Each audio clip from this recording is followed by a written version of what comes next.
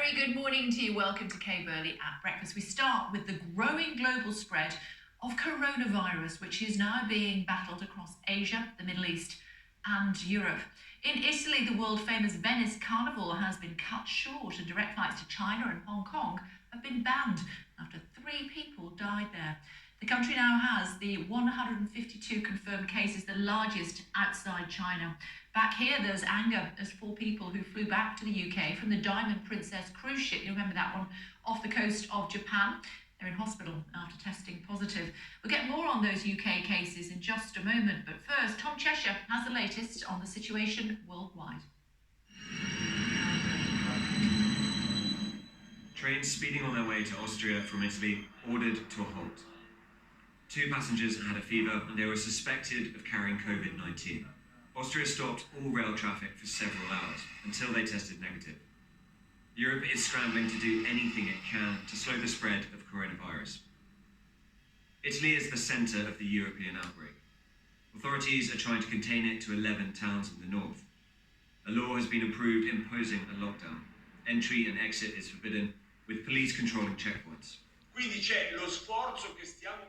The effort that we are making, and that we will make in the next 7 to 14 days, by inviting people to stay at home, in addition to closing the places that can obviously be more crowded, is to try to ensure containment of this phenomenon, which we still do not know much about.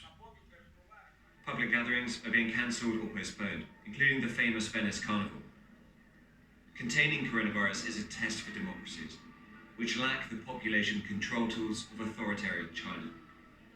Another democracy, South Korea, is struggling with its own outbreak. The country had fewer than 20 cases a week ago. Now they're in the hundreds, with multiple deaths. The government is taking bold disease control measures with determination, such as managing Daegu areas as a special care zone to safeguard it from the coronavirus and raising the alert level to the highest serious level. North Korea is taking its own measures. Around 380 foreigners have been forcibly quarantined in Pyongyang, a South Korean news agency reported. A diplomatic source told me that embassy staff, including the British embassy, are not being allowed out of their compounds or to leave the country. And Iran is the centre of the outbreak in the Middle East. Football matches have been called off and schools have been shut. It's spread to neighbouring countries, prompting them to protect themselves. Pakistan closed this border with Iran. Turkey and Armenia have done the same. In China, though, the situation may be improving. 150 deaths were confirmed overnight. But there were again fewer new confirmed cases, and several provinces have lowered their public health emergency level. If those numbers are correct, perhaps the extreme measures imposed by the Chinese Communist Party have slowed the epidemic. The rest of the world is unlikely to be able to match them. Tom Cheshire, Sky News, Beijing. Coming up in just a second, we're going to be speaking to Dr. Bharat Pankania, who's a senior clinical lecturer at the University of Exeter, asking what more can be done here in the United Kingdom. But first, let's return to Tom Parmenter, who is at Arrow Park Hospital on the Wirral. Hello to you, Tom.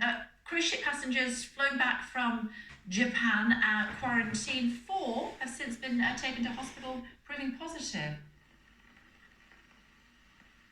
They've had a very rough few weeks. Those passengers who, of course, were on that cruise ship marooned off Japan, and now they got here thinking that it was just the final hurdle of back to the UK, a couple of weeks in quarantine and then clear, to hear that 4 of their number, 4 of the 32 who returned on Saturday, have now been tested positive for COVID-19. They have been taken away from this hospital and they've been taken to specialist infection control centres that have been set up at 3 other hospitals around the north of England, the Royal Victoria Infirmary in Newcastle, also the Royal Hallamshire Hospital in Sheffield, and the Royal Liverpool here on Merseyside. So 4 patients being treated, which brings the total recorded numbers that the UK has dealt with so far to 13.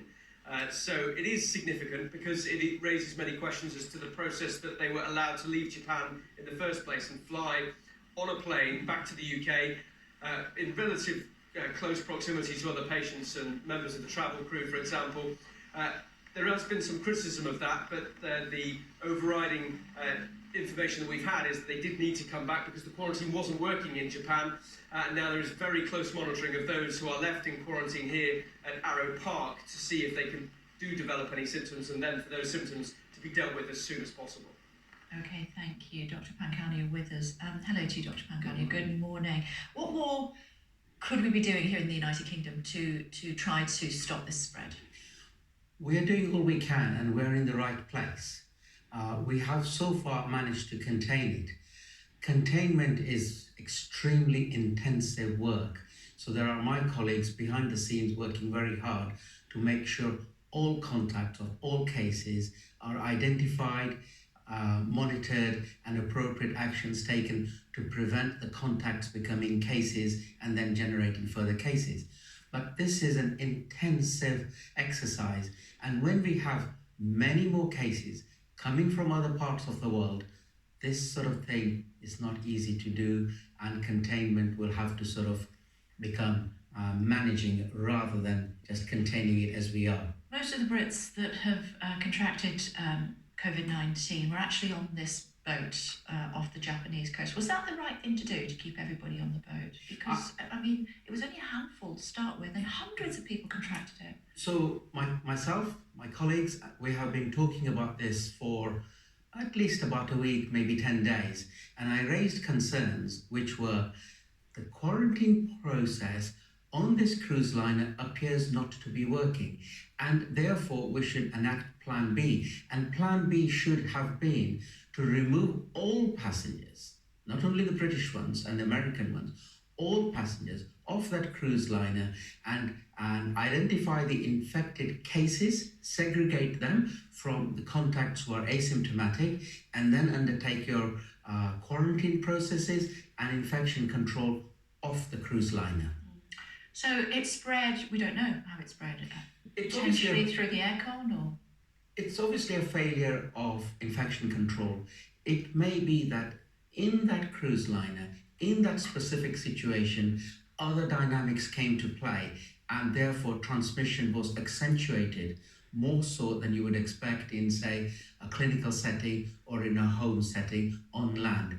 We are dealing with a lot of people in a small place, and therefore the dynamics are quite different, and we don't know exactly where the failures were, but the dynamics are different. And we've clearly learned that keeping people in incubation or quarantine, should I say, on a cruise liner, not a good idea. Yeah, so the Japanese authorities had the best interest of everyone on board at heart, but they got it wrong.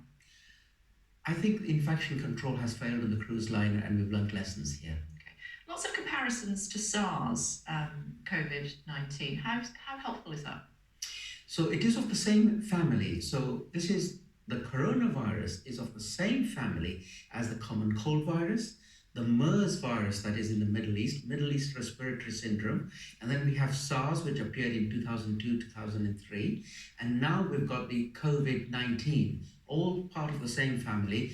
They are part of the same family, but they're not the same as each other. They're different. Why do these pandemics tend to start in China? It's a number of events all coinciding. It's not necessary that it starts in China, but it happened to do so this time, and SARS did as well, and avian influenza. So what it is the meeting of several items together. In the case of this COVID-19, what has happened is this is a virus of bat origin.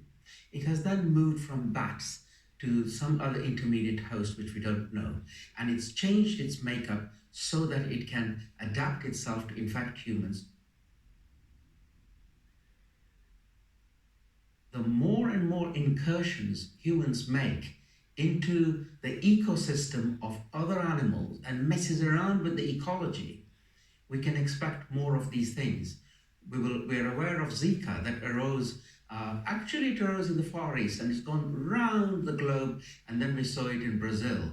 And this is due to man's incursions into ecosystems of other animals. This is why these things happen. Wow, okay. A final thought from your expertise, Doctor. What more can we be doing? Viewers at home at the moment that are listening to you intently, I'm sure, what more can they do to protect themselves from this? A lot of people will be getting on the tube or on the bus, or the kids going to school or whatever. I have two messages, and my messages are, for the United Kingdom population, we exercise good personal hygiene. This is droplet spread, and because it is droplet spread, we wash our hands. We wash our hands thoroughly and dry them. And wash your hands before eating food. And that is a very good measure to take, but not only that, adopt it as a measure for life, really. Clean, dry hands all the time. And then if you are on tubes, etc., where you cannot wash your hands, an alcohol-based gel is very good. The other point I wanted to make, which is on a national, international level, is we should work together. So whatever happens in Iran, Africa, my motherland, India, and other countries,